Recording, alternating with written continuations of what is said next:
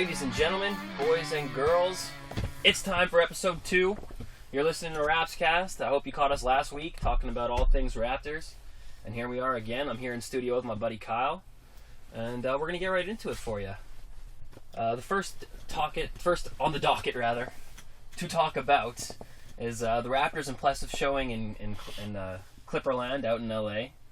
And a lot of talk about Kyle Lowry from the LA faithful and the announcers and the broadcast team over there, which definitely caught Kyle's eye. Kyle, you want to talk about what they said about Lowry that got you moving?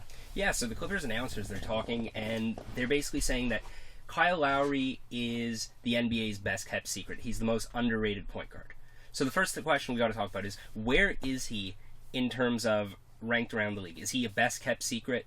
Is he a prospect? Well, hell no, but where is he? Is he an all-star, a superstar, just a starter?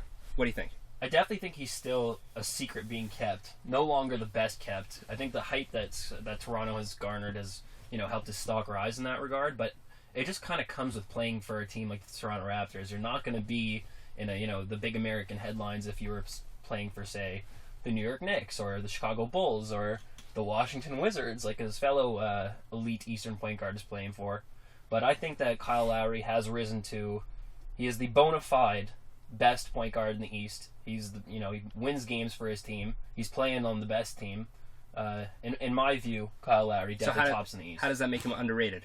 Well, he's underrated because he doesn't put up the kind of double-digit assists. At least we weren't used to seeing that. And before DeMar went down, he wasn't doing things like scoring 25 on 3 games in a week. He does what's needed of him. Correct. And now what's needed of him is scoring, and scoring turns heads, and so heads have been turned. And people are looking at Kyle Lowry like the Clippers broadcast team and saying that he's extremely underrated, which he still is. I mean, the fact that he's not a shoo-in for an all-star, I think, is kind of ridiculous. I think he's a shoo-in at this point. You'd say so? Oh, he's a shoo-in for an all-star. He's not a shoo-in for a starter. So would he rep the Raptors over DeMar DeRozan, or do we send 2 this year? I think we're going to send 2 this year, but... Well, isn't that awesome? Yeah. That makes you smile. I can see the grin on Kyle's face. That is awesome. If it was one or the other, I'm sending Kyle Lowry. Yeah. He's our man. And, I don't think he's underrated. I think the conversation is not whether he's an underrated player. Are we talking about starter versus all-star? I think we should be having the conversation of, is he an all-star or a superstar? Where is he there? And the thing we should be saying is, personally, I think he's not a superstar yet. He's a superstar. He makes his teammates better. He wins games. He does what he needs to do. And in that sense, he's a superstar. Mm-hmm. The only thing that we haven't seen is some playoff success. And we've seen him play well against the Nets last year, but we need to see this year. If this year he can take the team to the second round, I think we're calling him a superstar. So would you say this is the most important year of Kyle Lowry's career? I would say last year was probably one of the most important careers that really defined him as one of the great players in our league. I think this year is him exceeding expectations again. I was sort of telling you at the end of last year that Kyle Lowry has reached his peak. And that was a great peak. I'd be happy if he stayed just as good as he was last year, but this year he's even eclipsing that. And you talked about him being the undeniable first best point guard in the league. I stand by that. In the East. In the East, not in the league. But let's going back to franchise player. He's a franchise player. He's almost a superstar. We got to give him a half a season. Give him that playoff run. Let's see how he does. That's how we'll base it. Is he Carmelo Anthony or is he Tim Duncan? Yes, I understand what you mean. So you think this year's playoff success or lack thereof will kind of make or break Kyle's superstar status in the NBA. So I got to ask you, Kyle. You clearly think that you're high on the Kyle bandwagon. You're driving that wagon. 100%. Cool. So if he's the best point guard in the league, which I think is your opinion. No. In the East, then? He's a top 3 in the league, I think, but he's definitely the best in the East. Number 1 in the East. Number 1 in the East. And who's number 2 on that list? John Wall. Tell me why. Man, he's been taking a good team, a team that's probably as good on paper as the Raptors. He's been their first option. He's led them to a great record. They're 3rd in the East right now. They're about a game and a half, or even just a half game behind the Raptors. unbelievable team, unbelievable leadership, and he also plays with a chip on his edge. You know, Kyle Lowry, you see he's a fighter. He's a fighter. You know, as soon as he got that max contract, I think it was Arn Tellem, superstar agent, said, "Man, John Wall, he doesn't deserve that. He's shit. He doesn't deserve shit at all." He's playing to make those people feel pretty stupid right now. All right. So what do you think sets Kyle apart from John? Why is Kyle definitively the better point guard in the East right now? Well, defense maybe, just leadership, just winning games, being a team guy. It's a good question. They're different players. I'll go with. There's a bit of a bias. I'm a Raptor fan.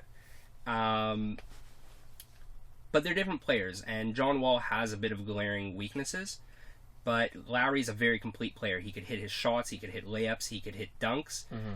John Wall still has his shooting struggles. He's not a three-point shooter now. He'll never be one. Point guard that can really do it. He wasn't loved by the previous teams he played on in the NBA, but he's found a home in Toronto, Canada. No doubt about it.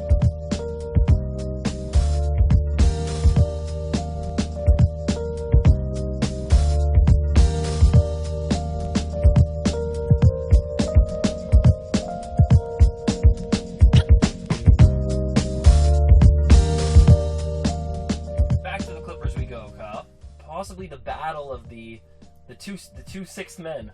Sixth men of the year. The sixth men of the year head to head over here. So we had Jay Crossover himself, Jay Croft, the dawn of the shake you up a little bit, hit the jumper in your face, and we have a student of his, Lou Trill. Sweet Lou.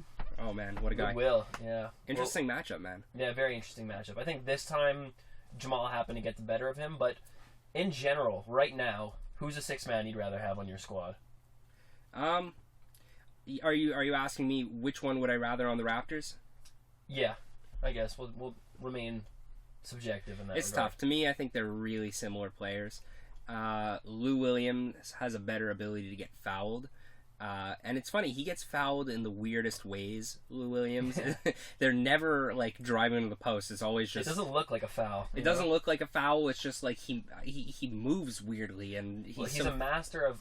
Kobe made it. Kobe popularized it. But when he's in the triple threat, when he's got the ball low and his feet wide like that, mm-hmm. if you just put your hands above where his hands are, looking for either like a steal or to block off the passing that's lane, a reach-in. He'll just shoot the ball right then and there, not even with the intention of necessarily hitting the shot, but he'll hit your arm on the way up. He'll give you that smack, and then he hits right goes to the line. Yeah, he's become a master of that. But at the same time, Jamal is, he's that prototypical video game player. Yeah. So I think for like the casual person, I go with Jamal Crawford. He's a walking highlight reel. But, I'll stick with Lou Williams just because it works. Mm-hmm. Lou Williams is a Raptor, and he is a good Raptor. And it's gone well for him. It's gone well. So I'll stick to what I know. Play it safe. I gotta disagree with you on this one, Kyle. Here's what the line is drawn for me. Okay. They both do the exact same thing in the NBA. 100%. They come off the bench. The team gives them the ball. They get out the way. They say, "Put the ball through the bucket, please." 100%. Yeah. Jamal Crawford fills it up more than Lou Williams does. He scores more points. He's better at scoring. Players are more afraid to play defense on Jamal than they are on Will. I mean, the reputation that he has earned. Mm-hmm. And if you're asking me who the better basketball player is between the two of them, and who I'd probably like to see on the Raptors, although, I don't know, I kind of question his personality a little bit sometimes. I think he's also a good amount older. Well, I think it's a different question of who's a better player and who do you want on the Raptors more. They're two different questions. I almost think Jamal would be the answer to both those questions. Yeah? I don't know. I like Lou. He's a good guy.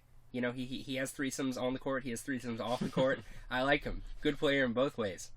And the man who just checked in, Lou Williams, is now coming off the bench for Dwayne Casey. Sweet Lou. Yeah, I was with the Hawks. That's his hometown, an Atlanta native. Started his career in Philly. He's very prolific, folks. He can get going, get hot. Lou Will has two girlfriends. Names Blonde and Brown. And they know of each other. Threesomes every day. Yeah, like they know that their boyfriend has another girlfriend. They're basically like a couple threesome. The funniest part of it is Lou has kids, and I think they're in on the act. Like, they know Daddy has two girlfriends. Jeez. Is one of them the mother of those kids? No. No way. So he's got a baby mama, or maybe two, maybe multiple. Maybe two, yeah. I think now he's dating two girls at once, and they know of each other. It's like sort of like a like they're a consenting threesome. You know, a real. More like the most awesome. I don't mean a people threesome ever. like a one-night stand or one sexual experience with two other Lou people. Williams has two These people, girlfriends. He's people. dating 2 women at the same time, and they know of each other. They go on dates, all 3 of them. And even more than that, we know about this. Yeah, That's the craziest part. It's big Everybody on Twitter knows. too. Yeah, exactly. Oh man. And on top of that, you know, he's getting some respect. You know, he's bringing the Raptors respect. J.R. Smith For all the in wrong last reasons. week, yeah, for all the wrong reasons. But J.R. Smith, that person who, you know, when you impress, that's a bad thing. That's a bad thing for a basketball organization. Yes, sir. Gives a shout out to Lou Williams a week ago, saying, "Oh man, I just heard about that. You know, I'm sure. Way to be." At the risk of sounding like some kind of misogynist pig, I'm sure a lot of NBA players around the league were holding their tongues, but agreed with JR. I think JR had the balls to do what a lot of guys wish they could. Oh yeah. Just nobody wants to be like J.R. Smith right now. Jeez. Anyway, we'll stay out of this before it gets too incendiary.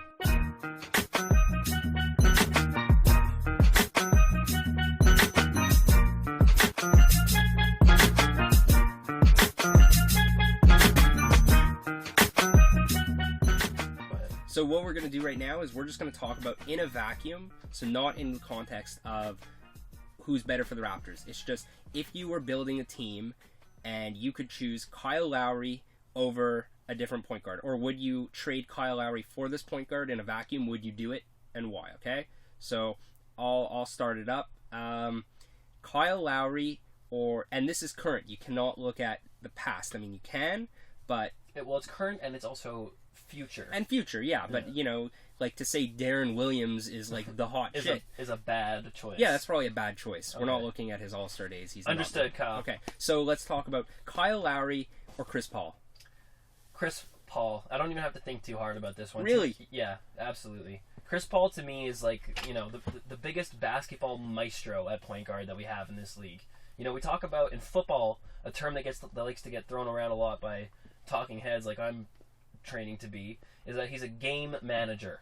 He understands the context of the game, which team is up by how many points, how much time is left, who's on the floor for each player. Chris Paul studies the game as he plays it. You know what I mean? He's totally situationally aware of anything that happens in a basketball game. A better passer than Kyle Lowry, a better scorer than Kyle Lowry. I disagree there. Well, we'll get into it. Okay, keep going. But to me, Chris Paul just has a much more well-rounded game, just a much more offensively gifted point guard for me. He might not play the same kind of defense or be the same kind of, the pit bull that we've seen out of Kyle this season. But you're asking me if I'm starting a team and I get to pick one of these point guards. To me, it's no question. Chris Paul to me is the best point guard of our generation, and I think the best point guard in the league right now. See, I'm going to sound foolish right now, and this is a huge bias, but I'm going Kyle Lowry, favorite player in the league, Homer. favorite player on the Raptors. I'm going K-Low, and I'm doing it because Kyle Lowry is a quarterback. He wins games. Okay, Chris Paul is a hell of a player. He's injured a lot. Kyle Lowry has been healthy last year. He's looking healthy this year. He's looking as athletic as I've ever seen him play this year. I'm going Kyle Lowry. He gets buckets. He gets assists. He takes charges. He is a tough motherfucker. He is a tough motherfucker. So I'm taking him. All right. And you're going to hear me say Kyle Lowry a lot in this segment. I'm just warning you. I think every segment of every episode will have at least one mention of that man. He is the Raptors. The Raptors are Kyle Lowry. He's the heart and soul Absolutely. of the team. Okay, so who's next? Do you want to shout one? Yeah, I'll give you one. I'll give you a pretty tough one. Okay. Quite possibly an MVP this year, playing on the best team in the league. Steph Curry. Steph Curry. I'm going with Steph Curry. This is probably the only one I'm going to go with Steph Curry. Tell me Steph why. Curry's a better shooter. He's a better passer. He also plays great defense. He's just as good of a rebounder, maybe even a better rebounder than Kyle Lowry. And he plays on a team that's even better than Kyle Lowry's team. So he leads his own team, Kyle Lowry leads his own team, and the Warriors play in a tougher conference and are winning more. Part of that is due to coaching, part of that is due to a better team on paper. But you give it MVP his respect.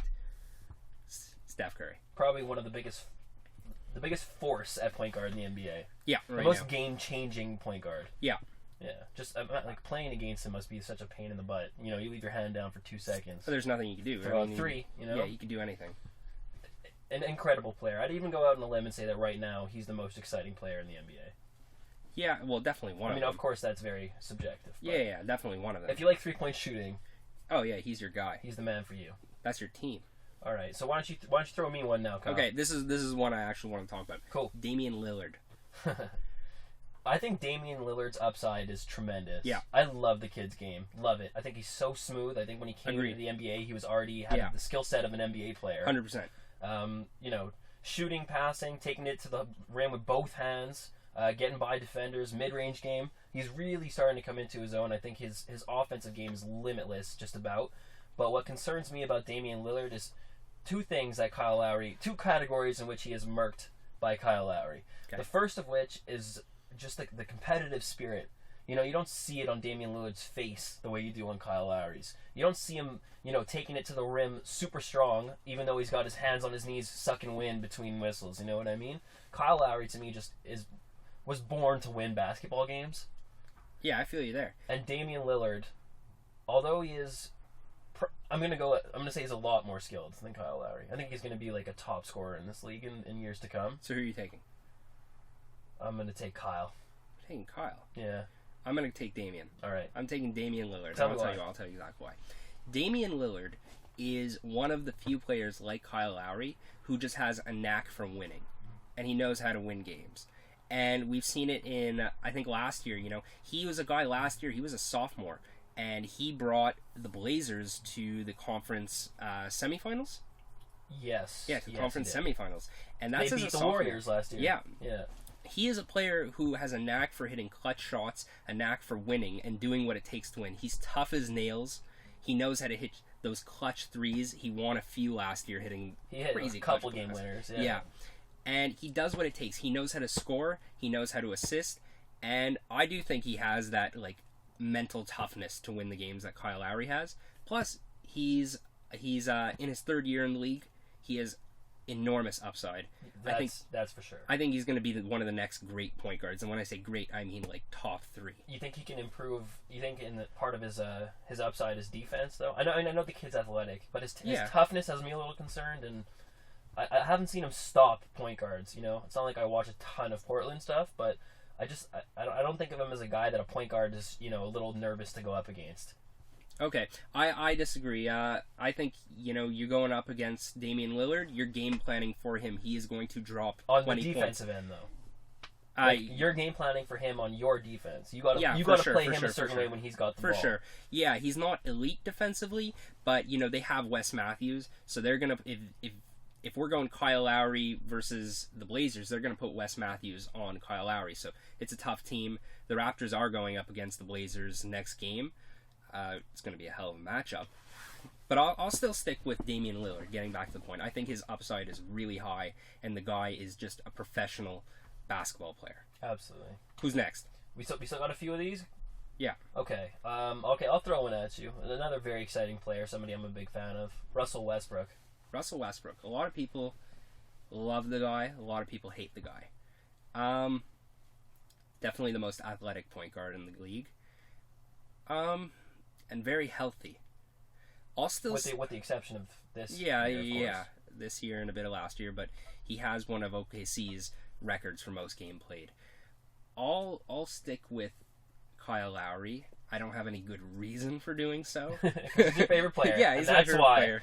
Yeah, that's pretty much the only reason.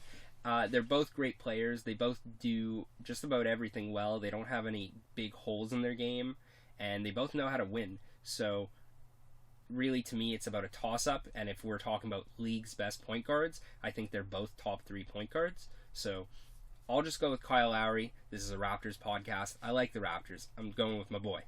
Okay, all right. Now you throw me one. We'll do just a couple more of these. Okay.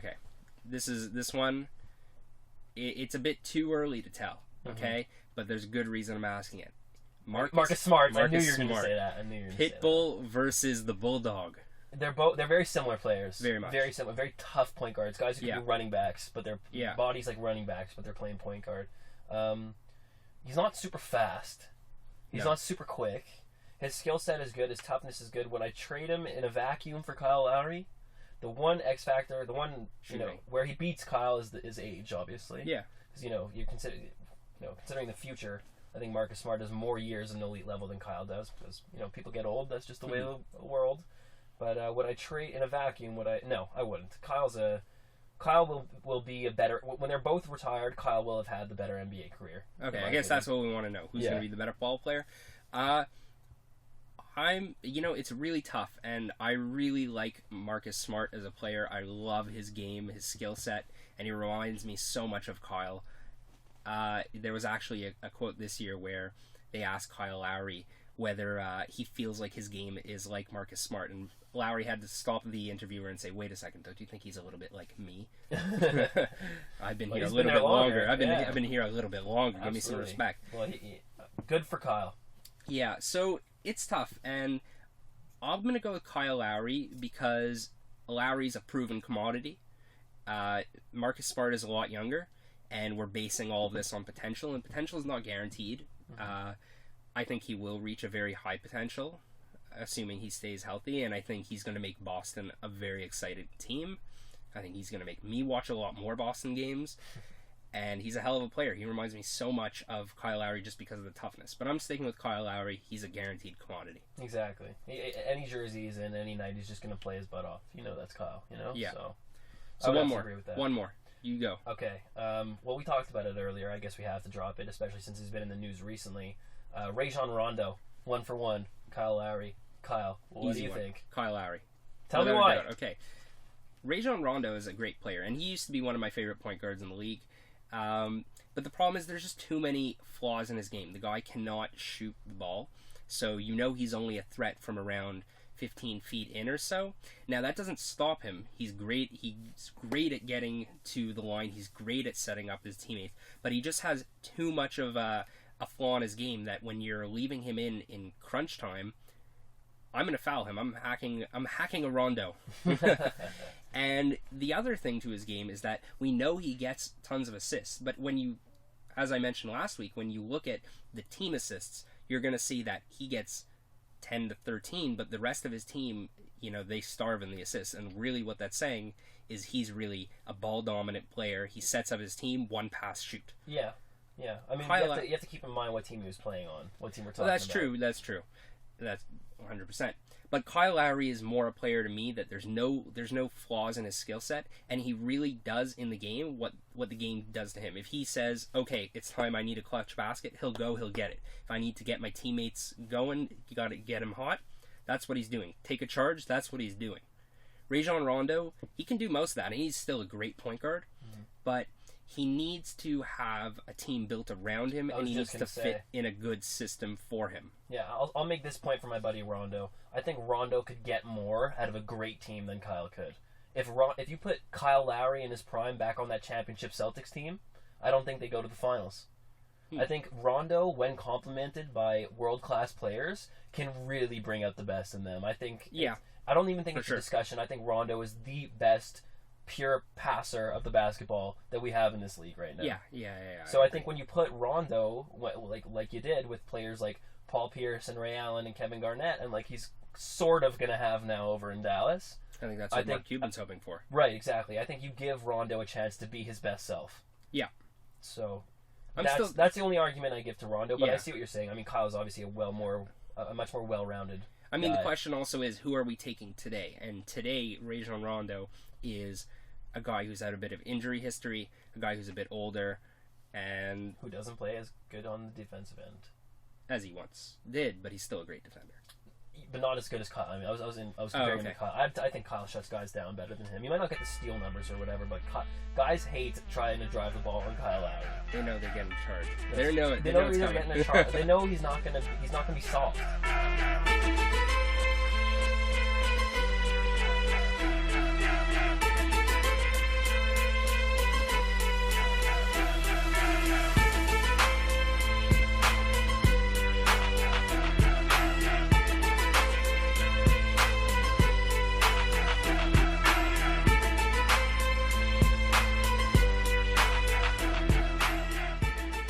Highlighting the defense that we've just been praising from Kyle Lowry, it seems that he has trouble guarding guys like Ty Lawson or Jeff Teague, to name another. got Tony Parker. Yeah, these fast point guards. The fastest guys in the league. Yeah, well, these guys are hard to contain for any point guard. Yes, they're right? freaks. These guys are freaks in nature. They are fast, and guarding them is a nightmare for anyone, even guys like Tony Allen. Lowry, I think this year we've seen that he's come in great shape. I think he's a bit faster than he was last year, and he also has a bit of a change of pace game that we didn't see. He trimmed some fat, for sure. Yeah, he trimmed some fat, and he's looking as athletic as I've ever seen him. That being said, on matchups against these really fast guards, he has a lot of trouble guarding them, and anyone would. These guys are known for running around and are some of the best guys at penetrating into the paint in the league. Mm. That being said, it is a glaring problem, and we got to address it. Maybe we could throw Terrence Ross on them.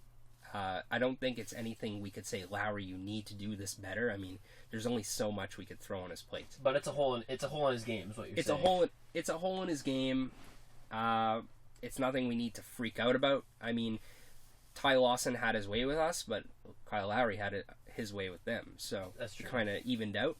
But it is a trend. He has trouble with very fast point guards. I think that has to do a lot with his body type, which I think I'd almost rather him have trouble with the fast guys than the guys who will beat you up with skill. Yeah. Because he can back down and not get back down by most 1 and even 2 guards in the league. I mean, the guy is thick and jacked and really strong. That's true. And I guess I'd rather his body type too, because he's not a very tall point guard. He's 6'1", and that's being generous.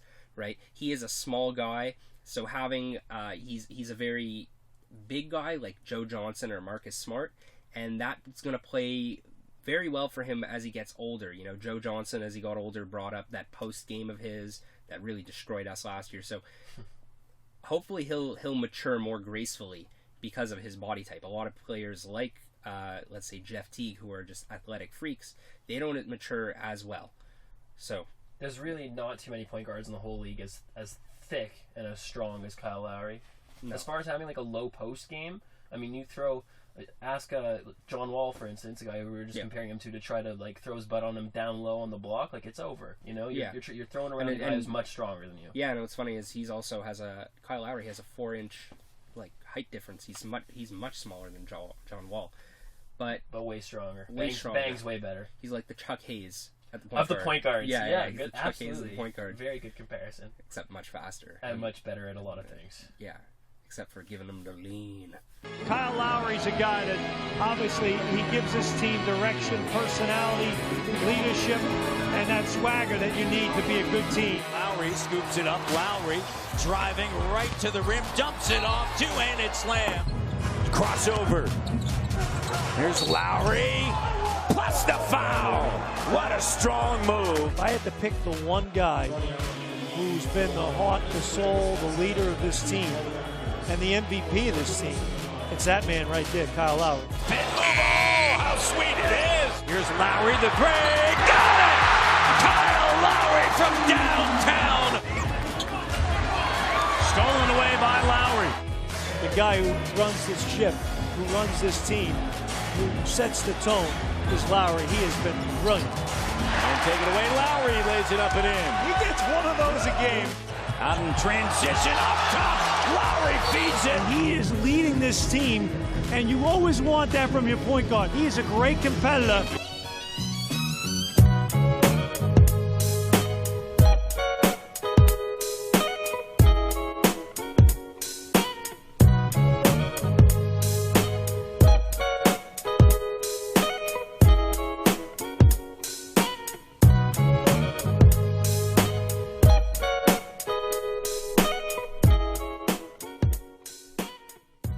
Hansbrough's impressed me so much, rebounding, playing defense, and just sticking up for his teammates and being a tough big off the bench for the Raptors. I've been very impressed.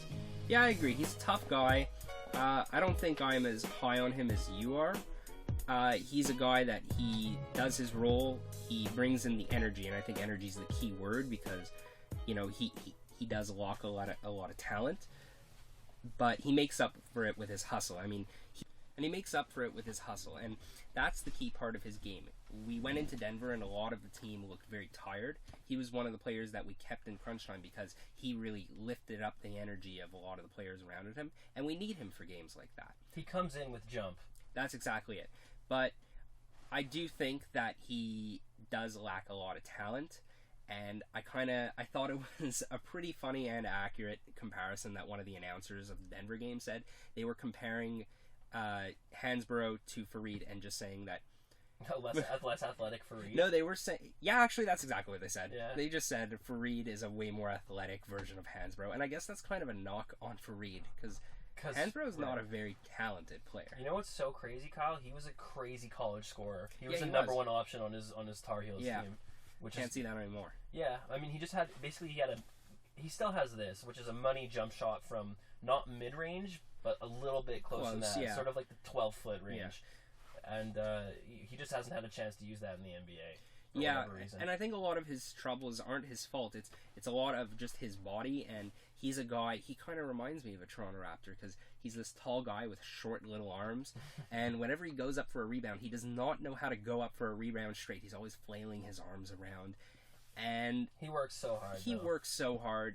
I don't think he'll be a Raptor next year, though, and I won't be very sad to see him go. Well, it'll make me sad. One of the true character guys in this NBA. Yeah, he's a good glue guy. Yeah, exactly. And I mean, it's not just glue. The actual minutes he provides, I find, are helpful and something that the Raptors need. And that's not necessarily interchangeable. I know there's a lot of bigs in this league, but a lot of them will come in and they'll, they don't have the type of bring energy. the spirit. They just don't bring the spirit. Yeah. But would you rather us have a backup like a true five? Because a lot of his minutes come from him and Patrick Patterson playing this small ball lineup. Yes, I told you at the beginning of the season that the Raptors need another big. And when I say a big, I don't mean a guy who's 6'8.5". Yeah. I want a 7-footer. I want another 5 in Toronto. Yeah. And I would give up Tyler Hansborough for that. Yeah. I think if we were to make a trade, and I don't think we need to or we should, he'd be a good asset to trade. He'd be a good fit for most teams, expiring contract, and if they're a playoff team, good piece to add. And the Raptors, I would assume, are going to be buyers this year. I think they're going to stand pat. You think so? I think chemistry is their biggest asset, and they don't want to mess with that. But if they could land one, if they could send 2 who really don't play and land 1 big guy.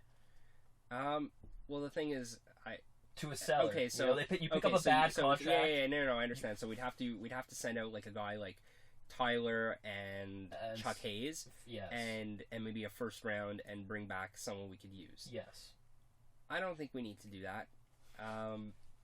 No, we don't need to do that. I think chemistry is our best asset, and if we get in this good guy, he either has to be a long-term solution, or he has to be very selfless, because we don't want someone to come in and demand minutes and touches from a system that works very well for us. Is that right? Yeah, it's sort of, you don't want to bring in a new Rudy Gay. Yeah, I agree. But that being said, let's talk about Amir Johnson, because Amir Johnson is becoming a free agent, but he's also a core piece of ours. Mm-hmm.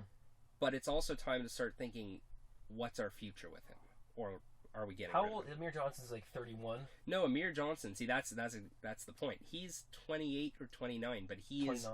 Yeah, but he is one of those people like Lou Williams that was drafted right out of high school. So he's had a lot of experience. Lots of at miles. 30 years old. Okay. Yeah. Well, you can look at that 2 ways. I mean, Miles is like sort of a bit of a knock.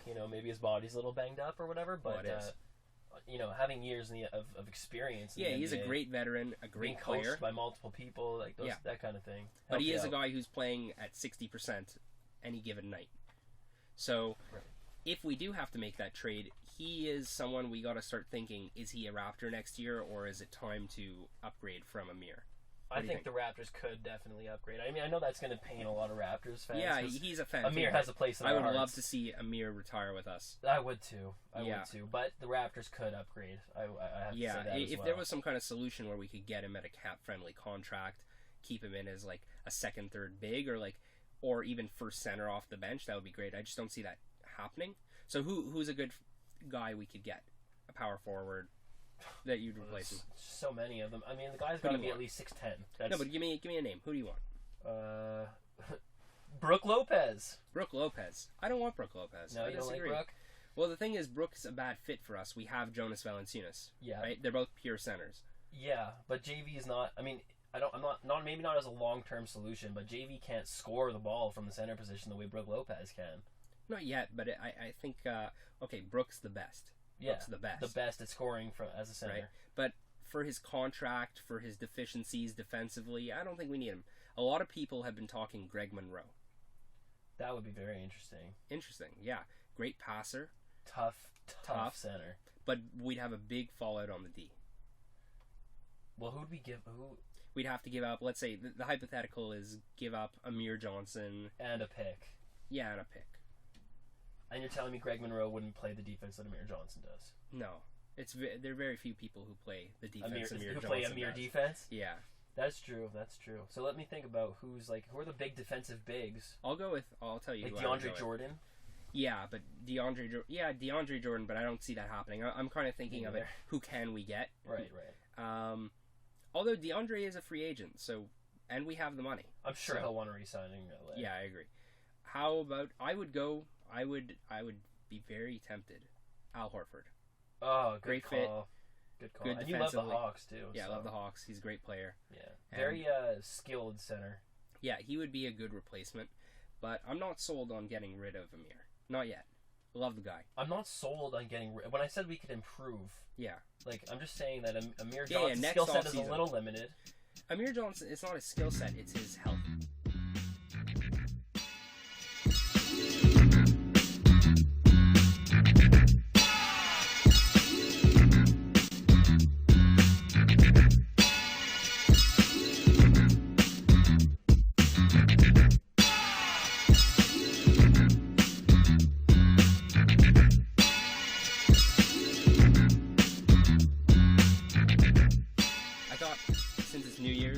Let's do a little fun segment. We're gonna do.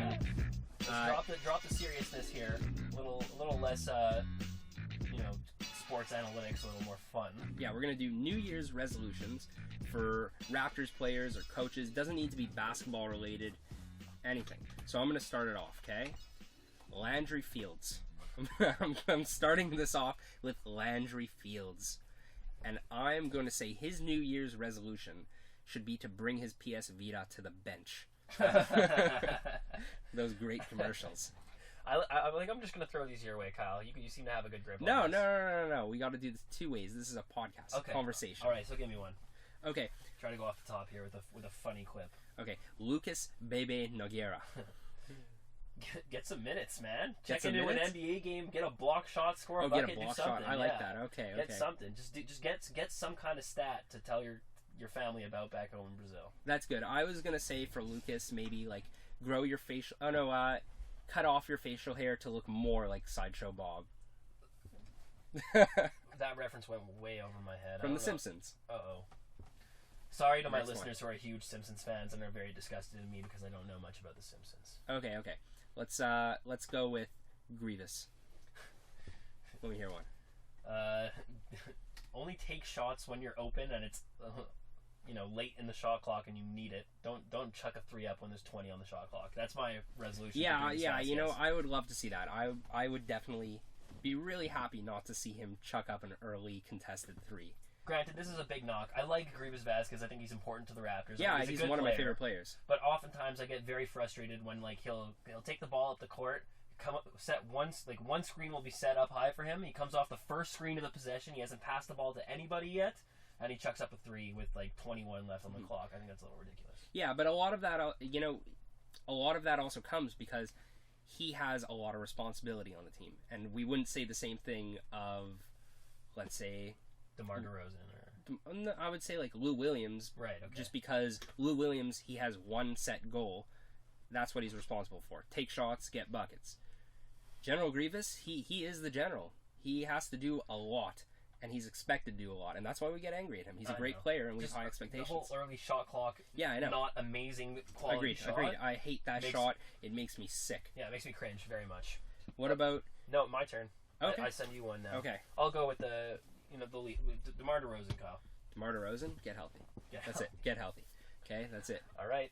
Get a few more sponge baths. Now get on the court. Okay. Do a couple more Dr. Dre Beats promos. That's true. Yeah, I saw those. His Twitter is filled with those. Anyway. Bruno Caboclo.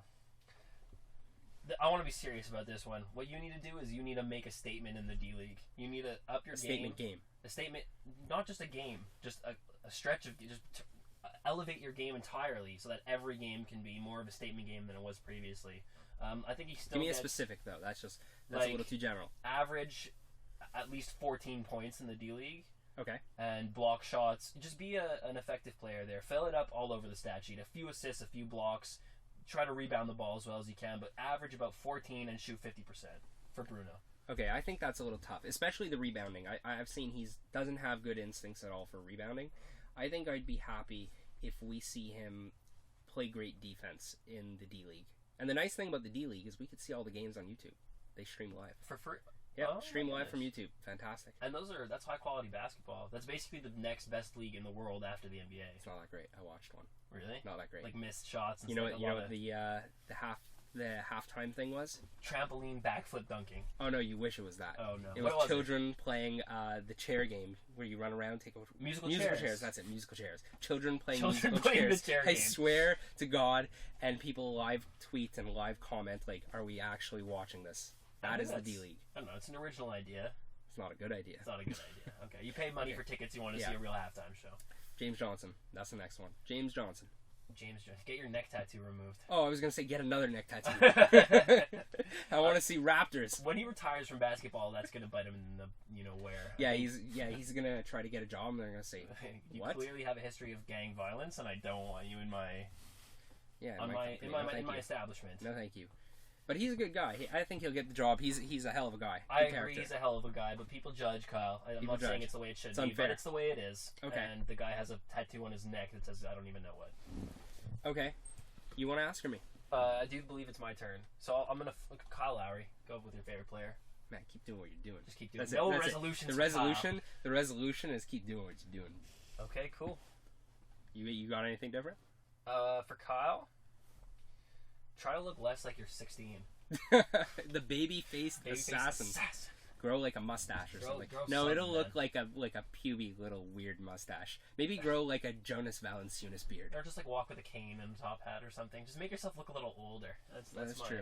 He's definitely getting respect. I bet you though, he his gets. I peers. bet you if first maybe not anymore in Toronto, but I bet you when he goes to the States he gets like carded to clubs yeah, and whatever. for sure. Okay, I got one for you now. Who have we not done yet? Terrence Ross. Oh, Terrence Ross, I got a great one. Okay. Hit me. Terrence Ross, and I didn't tell you about this one. I probably should have. But a few weeks ago, the porn star Lisa Ann came to the ACC to watch the game. And she Michael Delzato. Yeah, and she tweeted that she can't wait to see Terrence Ross. They've met before. Yeah. You don't want to know what else they've done before. They probably did it again. So, my New Year's resolution is either call up Upgrade Lisa. from Lisa Ann, No. My New Year's resolution from this is convince Lisa Ann to come back from retirement. Okay, that's what it is. Make Lisa Ann the new Raptors global ambassador. Yeah, I would love to see that. You have the loftiest goal of everyone on this podcast that I'm giving you right now. He's probably they probably tease him about that so much in the locker room, Kyle. And like around the NBA, that's probably a story that the guys really gravitate to. That's hilarious. Probably. You think he brags about it or he's shamed by it? By having slept with Lisa, I think he I think he brags about it. I would brag about it. Yeah, I mean, too. hopefully my girlfriend doesn't listen to this deep into the podcast, but I definitely would brag. We're at 40 minutes or something? Yeah, she gets bored by 22. 7 minutes. So yeah. Okay, we're safe. We're very much That's safe. fantastic. On the downside, by now it's like what's the movie? It's like throwing a hot dog down a hallway. It's got to be like that by now. She's hot, man. I don't care what it's. I don't care Yeah, what the Terrence Ross, you get on that. I hope you listen to this podcast. Work your magic. I hope so too. That would be great. Anyway, my resolution for him: upgrade from Lisa Ann. Man, go with a currently active star in the industry. Give me a specific one. Who do you want? Like, I'm a big Remy Lacroix fan. I don't even know who that is. Anyway, we're we can from talk Quebec. about this is a Raptors podcast and not a porn This is not podcast. a porn star podcast. No, but There anyway, should be a go porn with star podcast. go with the new school porn star Terrence Ross. Okay. That's my resolution for Okay. you. We're gonna talk Lou Will. Yeah, What do you want to see? you first. No, I'm gonna stick to basketball. Oh, too No, bad. okay, wait. I'll give two. Okay. Okay, upgrade. I want to see a 4-way relationship. 4-way relationship. And you have an on the court one, or is this just a? Yeah, on the court one Okay. is, and it's not really on him. I think it's actually more of a Dwayne Casey resolution. But we see too much that on our last possession, it's just wait for pure Lou. Lou. Pure Lou, and he is great at setting up his shot, but it's like the same one every time. It's just his little shake off, like take 3 Hope to get dribbles. fouled. Yeah, hope to get fouled, do a little shake, and then take up a bad shot. And You know what's crazy, it's though? not going out in anymore. Hey, at the first, like, not even half, I'd say like the first like third of this season so far to this point, so for the first like 10 games approximately, he was hitting those shots, man. Yeah, but now the teams have figured it out.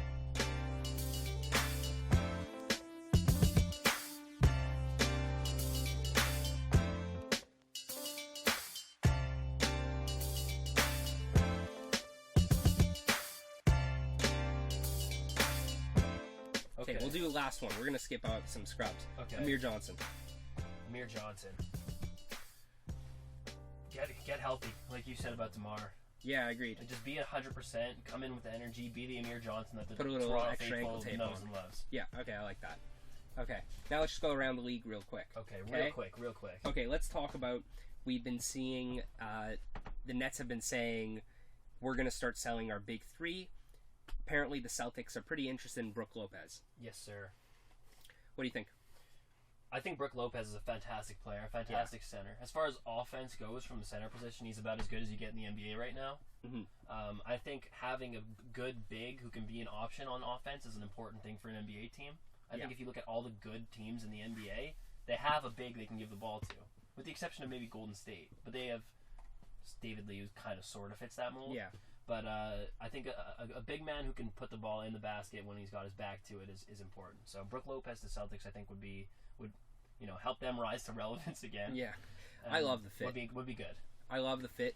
They have a great offense. I don't know how they have a great offense. I guess it's a product of Brad Stevens, but they don't exactly have great scores. I think he'd be a great fit if they could offload some of their younger centers. They have Kelly Olynyk. Yeah, they have him. They have Tyler Zeller. Who do you give up between those two, real quick? I like Kelly Olynyk a lot. I think he's a cool player. He's Canadian, has long hair. Yeah, exactly. That's the only reason. He's I a like very him. unique player in that regard. No, but he has a very interesting game. He has that inside-outside game, sort of like a really poor man's Dirk Nowitzki. A little soft, though. Yeah, a little soft, and he's pretty bad defensively. That's putting it lightly. It's so funny, because like, if we tried to score on him, it would just be like... Yeah, it wouldn't work. Yeah, but like trying to throw a basketball like 100 stories up. They also got Brandon Wright. He's a good player. I wouldn't want to give him up, but to get Brook Lopez would be a great idea. Brook, I mean, it's a gamble. Brook is a great player who is very often hurt. Mm-hmm. And he's not the type of player who plays hurt very much. Right. So if they believe they can get some good games out of him and keep him playing for a good extended period of time, he's a great player to build around. He's 26 years old. He's got good potential. He's already one of the best low post scorers. The guy's a force when healthy. Yeah, a force when healthy. Yeah. So he's a great guy to start building their team around. They already have Marcus Smart and him, if they get him. That's a fantastic core. Mm-hmm. One more guy and they're set. And they have so many picks. They loaded up so on many picks. Eh? Imagine, this is what I thought would be great. If they trade Jeff Green to Orlando, because Orlando is wanting to get a bit older, accelerate the rebuilding, and get back Tobias Harris. I would love that. Have Tobias Harris, Marcus Smart, Brook Lopez. That's a young 3 players core. I could see. Yeah, great core to build around. Mm-hmm. I like the Brook Lopez to Boston. Although As I do don't like that there are division rivals and they'll get better. And therefore be hard another to beat. division rival of ours will get considerably worse. No, because we'll be sending them back short-term contracts. They'll just buy more free agents. Oh, I see. Part of their rebuild. I just want to see them both be terrible, especially Brooklyn. You know what? Especially Brooklyn. I want to see them suffer. Yeah. So hopefully Danny Ainge pulls a fast one on them, gives them nothing for Brook. I think we should end it on I want the Brooklyn Nets to suffer. I mean, I can't disagree with that statement. Yeah. I do want them to suffer.